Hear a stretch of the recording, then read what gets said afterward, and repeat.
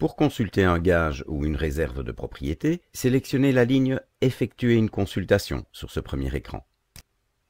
Vous pouvez également accéder au volet « Consultation des gages » à tout moment depuis l'interface en cliquant sur la loupe en haut de l'écran. Observons les trois icônes en haut à gauche de l'écran.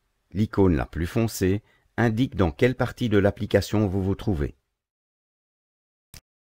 5 critères de recherche sont à votre disposition pour consulter un ou des gages ou réserves de propriété. L'identité du constituant acheteur, un numéro d'entreprise belge, un identifiant unique, etc.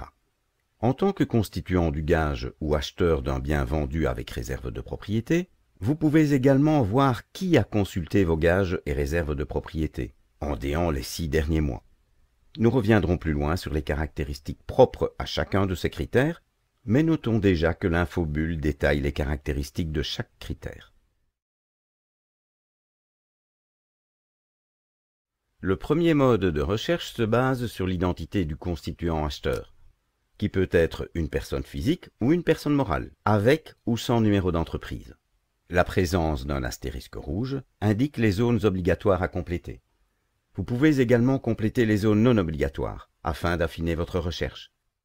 La case « Historique » peut être cochée pour visualiser les versions antérieures du gage ou de la réserve de propriété. En effet, certains éléments peuvent avoir évolué au fil du temps. Ainsi, le montant garanti peut avoir diminué, par exemple suite à un remboursement partiel.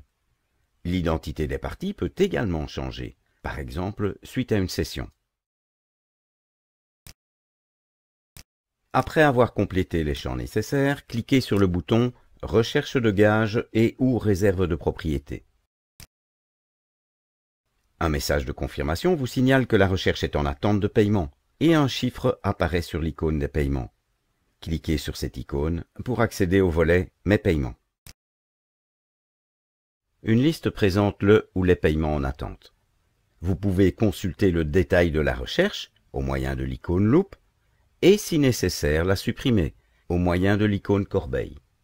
Sélectionnez ensuite la recherche via la coche en début de ligne pour la payer dans l'interface sécurisée. Un message confirme la bonne exécution du paiement. Vous pouvez alors afficher l'accusé de réception du paiement au format PDF et consulter le ou les résultats de la recherche. Pour cette consultation, vous allez être automatiquement redirigé vers l'écran de recherche. 2 situations sont alors possibles. Soit la recherche n'a fourni aucun résultat. Dans ce cas, cliquez sur « Valider la recherche », puis sur l'icône des paiements.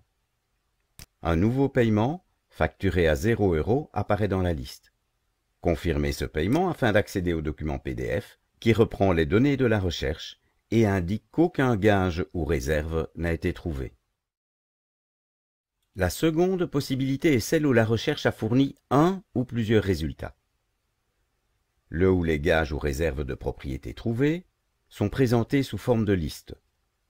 Chaque gage ou réserve de propriété est référencé par son numéro d'enregistrement avec la date de son enregistrement, l'identité du ou des constituants acheteurs et la liste des biens grevés ou vendus.